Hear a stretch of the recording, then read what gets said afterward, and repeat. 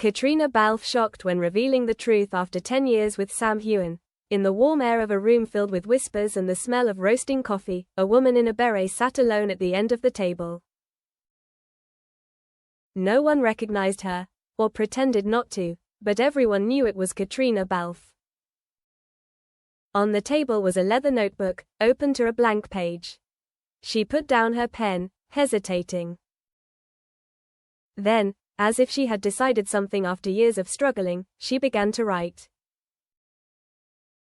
Not a script, not a line, a confession.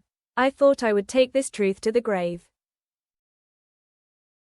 But the more I kept silent, the more I felt like I was betraying myself, and my best friend, Sam. Light behind the camera, Caitriona remembered vividly the day they first met, at the Outlander audition, in 2013.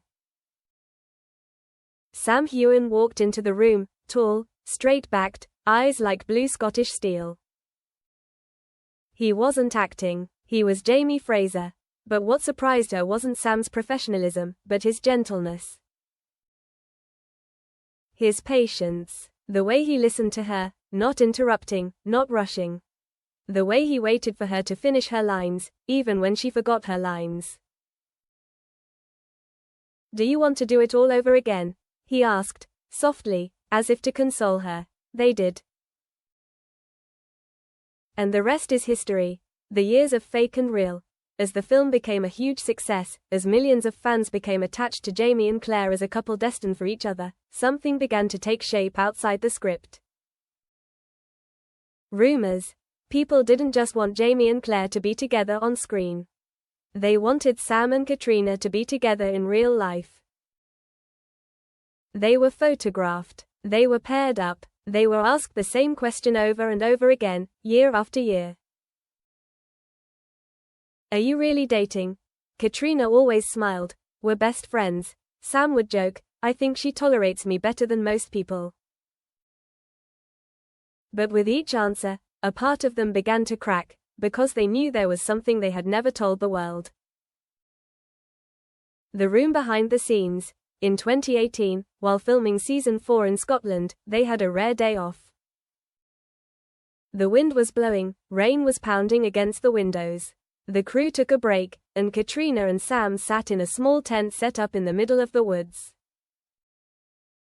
Sam looked out, thoughtful. Are you tired? Caitriona asked. Tired of keeping secrets, Sam replied. Then he turned to her. I don't want to hide him anymore. In that moment, Caitriona knew what was coming. About who you are? She asked softly. Sam nodded. He didn't say anything more. But in that silence, the world seemed to stop. Sam's truth. And here's the most important part of this fiction, a part that Caitriona, in the letter she wrote in the Dublin coffee shop, had called by a gentle name.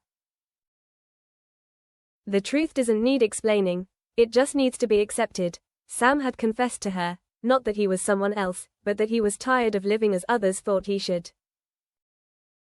I don't define myself by any label. I'm not a sex symbol, not James Bond, not any of the masculine images people have projected onto me.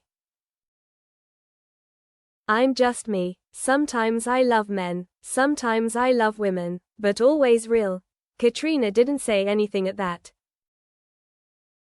She just walked over and hugged him. Then you are Sam. And that's enough. The last word. Caitriona closed the notebook. The decision was before her, to announce or not to announce. But then she remembered the look in Sam's eyes when he said, I don't need the world to understand. But I need someone who believes. And she did. In every scene, in every interview, in every red carpet joke. She had always stood by him, no matter what people called them, what they were rumored to be. Speaking up, Caitriona published an extraordinary interview. In it, she said, Sam Heughan didn't have to come out to please anyone.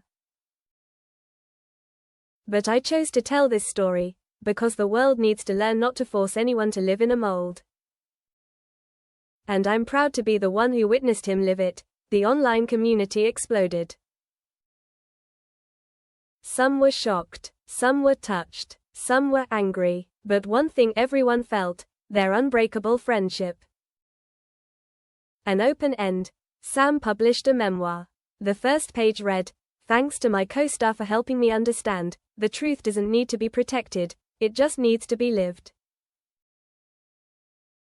And on the last page was a picture, two people sitting in the Scottish sun, saying nothing.